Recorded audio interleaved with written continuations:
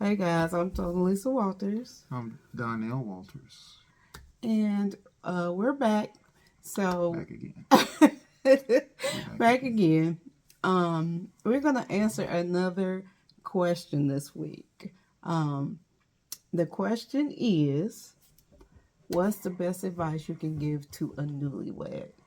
Oh, well, I'm gonna let you go in a minute. But by the way, we help couples over 40 who have a 9 to 5 that's ready to start earning money independently. So if that's you, stick around.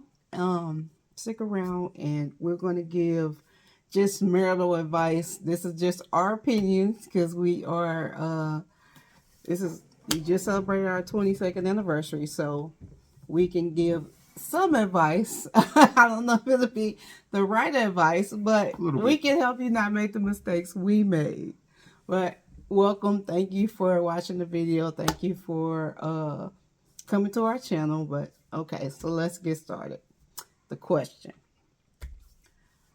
what's the best advice you would give to a newlywed? The newlywed. Just starting out, just figuring out. You made your choice. You stand before God.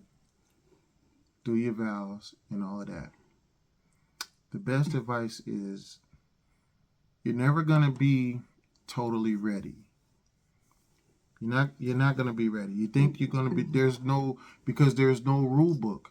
There's no way to be ready to devote yourself to another human being. That's just let's get that part. What you need to do, which I didn't. That's the reason why I can say something is because I believe that I did everything wrong. Um, I wasn't ready to devote myself. We wasn't ready. Neither one of us was ready, Mm-hmm. and I decided to devote myself to a wonderful woman, and I wasn't in a space to receive that. I couldn't give it or receive it. So when you're just starting out, just make sure that you do what you're gonna say you're gonna do.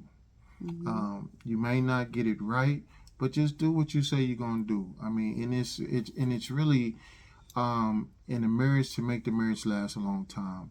It really boils down to the little things, of finding out if your wife likes flowers. Make sure you keep your dating life alive. As a man. Those little bitty things, those are what's gonna keep the smile on your wife's face. Is you know she likes flowers. Make sure you know what the flowers are. Make sure you know what kind of flowers they are. And What kind of flowers I like back? my wife likes calla lilies. She likes calla lilies, and she likes roses. Yeah. And the little daisies. You know what I'm saying. I mean, those are Lilies. I like all kind of lilies. Calla yeah, lilies are calla my lilies favorite. are the absolute favorite. It might have took me 6 or 7 years to figure that out. So my advice is to learn that kind of stuff early, and just try to start the marriage off uh, with honesty and integrity. That's the biggest thing. Is just try to remain honest, and if you can establish, I mean, because there's a honeymoon phase. Everything is wonderful. Everything is great, and all of that. But when that Except ours. I mean, we had a great honeymoon, but someone broke into our house on our wedding day. We know who it was, but they set it all up. They planned it and everything. They planned for. They knew when we were going to be gone, so our honeymoon started off a little rough. rocky, to say the least. Somebody broke in our house, and I had just lost my mom. So and I had her jewelry. They stole my mom's jewelry. It was rough. It was It just was. It was yeah. rough. So, but back to the honeymoon phase. The honeymoon phase. I mean, just it's gonna be. You got X amount of time to enjoy your spouse and enjoy that. But just once that phase is over, where everything is just nothing can go wrong and everything is just perfect because you're in love and all of that. once that phase is over, you gotta, as a man, you gotta remember to keep injecting those same principles that you applied in the honeymoon space. You can't just get tired of being a cool husband. You can't get tired of doing that. You gotta stick to it, and you gotta just. It has to be second nature, and it wasn't always second nature for me in that space. So that's if I could go back in time, I would try to maintain acting like she's the only person on the earth. She's the only woman. She's, you know what I'm saying, and just acting like, and realizing that, I signed this thing for the long haul. So I mean, and you gotta stay to that. Remain dating your wife. That's very important. Dating your wife, that makes her feel special. Being able to go on dates. I had to learn how to dance. Some people don't dance, and she went off to learn how to dance, and I had to sit back and watch some other dude dance with her and twirl her all around and make her do stuff without asking her and all that. I learned how to dance after that. You know what I mean? I learned how to dance after that. So, I mean, because that was it. That was important for her, is being able to go out on dates and go and dance. That was important. And I overlooked that part of it. I was too cool to learn. I thought I knew, but I didn't know. So, it's remain, whatever you did to get her, keep doing that. That's what it's going to take to keep her. You can't just fall off and not do that type of thing. So that's my advice to young guys. Just whatever you was doing to keep her, when you was trying to convince her that you was the one, wherever you set the bar, you set it here, there, wherever you set that bar, and whatever was necessary for you to get her, you're gonna have to maintain that whole thing throughout the whole time, and that's gonna ultimately make your marriage better. Is what I can say for now. I hope that was an acceptable answer for the people. Yeah. For the guys. For the guys. So my advice to the ladies would be, keep what's going on in your marriage between you and your spouse. Don't bring other people into it. Definitely. You and your spouse decide how you want your marriage to go and be. Don't let outside people in, because you will have y'all will have problems. You will forgive your spouse. Your family will not. Even though my family did. But it will cause issues. And you're ready to go on and keep moving on with your life and your spouse. So don't just keep things, when things ain't going the way you think they should go, don't bring other people into it. What happens in Vegas stays in Vegas. Yeah. Don't let the people know. Yeah. And then, y'all be honest and open with your spouse. At first we didn't communicate well, so learn how to communicate, and don't hold grudges. Don't go tit for tat. And also it's important to discuss money. Right. We didn't do that at first. No. We do it, and even though now I still pay all the bills. I'll tell Donnell, this what we got to pay this week. This what we got, what we working with, just to keep that communication open. Cause you probably think about handling the money one way, and they probably think something different. Right. So y'all got to keep that open and have like a monthly, weekly meeting about the finances, what's coming in, what's going out, what y'all working with, so that y'all don't fight about money. If y'all do get to an argument or fight, don't withhold sex from your husband. Don't do that. It is not gonna. It's But not effective. it's not. Yeah, it's It's not. not It's effective. it's not. Don't just try. And I ain't gonna say it's hard to do when you are upset and mad. Just try not to be mad. Try to find a way to make that tense situation. Try to figure out a way to get through it because not having sex is not the answer. Right. And then I got this from an older guy, and I've used this as a principle. It's a foundation of my thought process. Of course, I deem myself to be the breadwinner. I'm the man. I'm the boss. I make those decisions, and she's my partner. But for me, to have separate bank accounts, that's a problem. You know, for me, and this is an unpopular. It's a very Opinion. I mean, that's unpopular because we opinion. still have old school.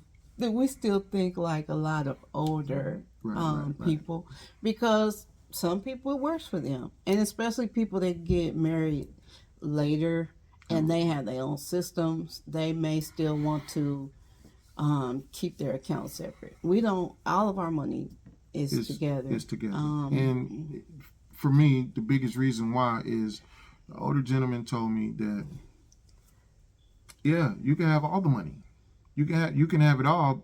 So now that you know how much money is involved, then now you can make a decision on your own. Can you get those new Gucci shoes? Can you get that new Gucci purse or Louis purse or whatever the little trinkets and things that a woman may desire or she wants? If she sees how much money coming in, how much money's going out, that that might deter her from like, you know what? We It's ain't working with that much. Maybe I don't need that, or maybe I can wait. you can wait, right? I mean, sometimes and sometimes it's like that, Yeah. and then and for me is, um, you could get the one purse this week if that's what you want, but if you wait a little bit and we take care of this, that, and the fourth, if you next month, then you can get the four purses. What's better? I mean, yeah, you worked hard, you feel like you deserve something, whatever the case is, yeah, go buy yourself something. Or you can just kind of hold up for a second and you can go buy yourself, you can go on a shopping spree. That's my thinking process. It's quality and quantity and all that. Yeah, I would like to buy my wife the nice fancy thing that she would like, or do I try to set things up so she can go get a whole bunch of it? Knock this and this off. Go on a shopping spree. You can go spend $5, $6, $7,000, and if you had to wait the 2 months in order for you to go spend $6, $7,000 on some purses or some stuff, is it worth it? I think it's worth it. And if you see that money coming in, you see that money going out, you see what we're working with.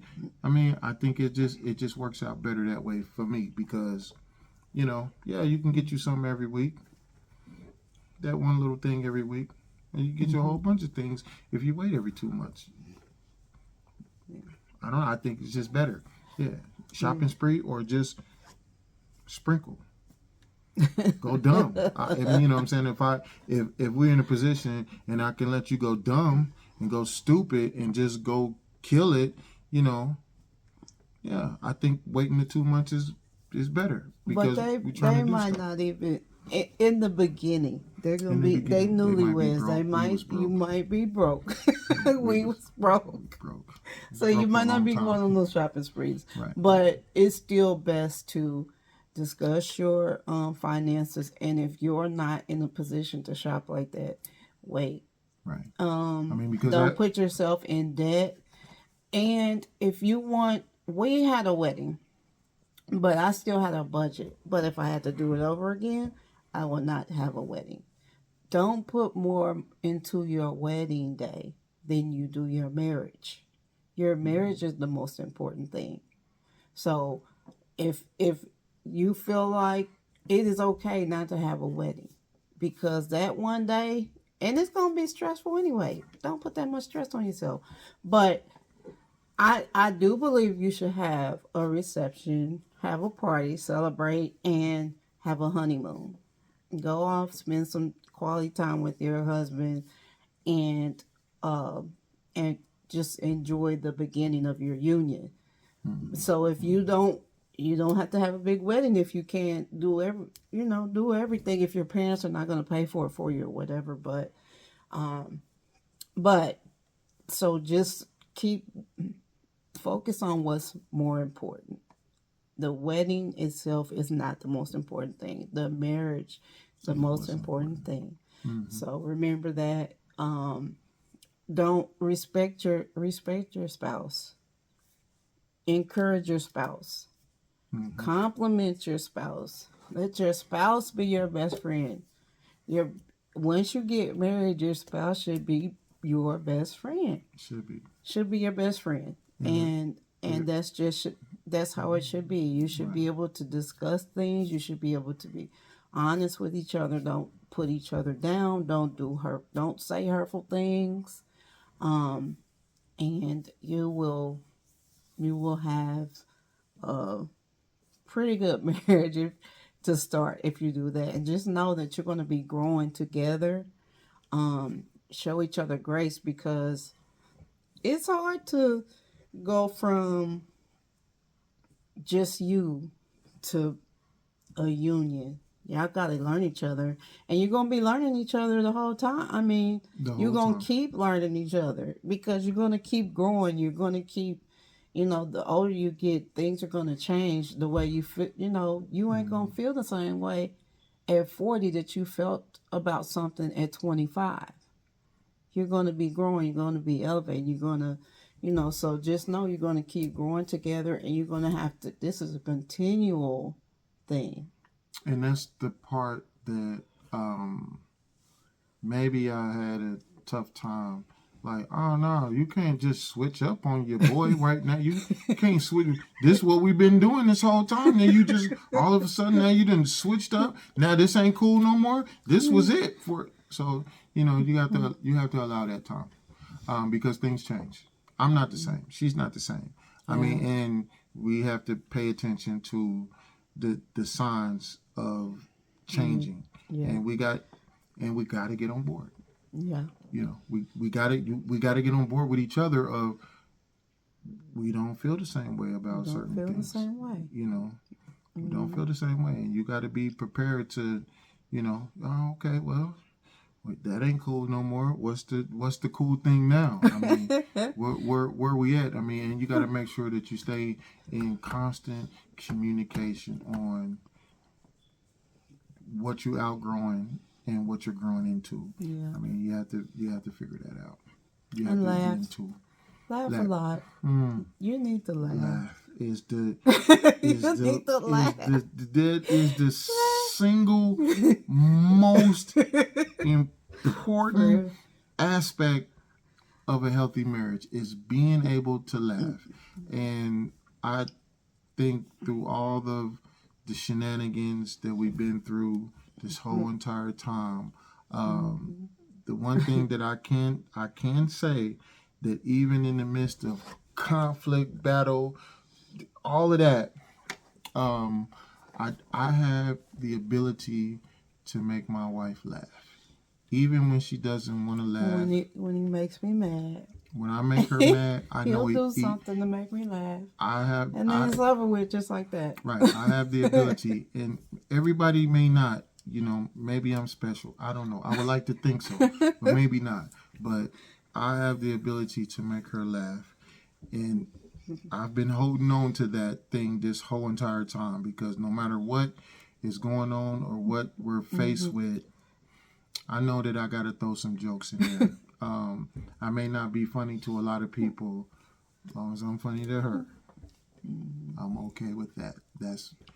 she's my biggest audience of my not so funny jokes. You know, I have the ability to do that, and that's one of the things that's been helping. I feel like that's one constant thing through all of this is I have the ability to make her laugh. When I can get her to smile, we're gonna be all right. Yeah. We're gonna be all right. So that's what we got. I for guess now.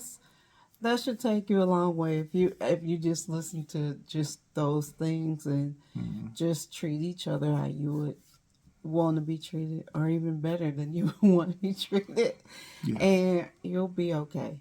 You'll and be okay. just don't be selfish. Don't be selfish. You can't. In a marriage, you can no longer be selfish. Because it's not about you. No. It's not about you. It's about us. Yeah. It's us. It's we. We're French. It's us and it's we. We got to learn that part, and we got to stick to it. Yeah. And of course, pray. Pray together. Pray together. And, you know, put God first. Put God. Sometimes we forget that. A lot of times we forget that. But if you remember to do that and pray together and treat each other the way you would want them to treat you, I mean, it'll be okay. Y'all be okay. Y'all have a good marriage. So, all right, is that it? I think that's about it. All right, that's all we got for y'all today.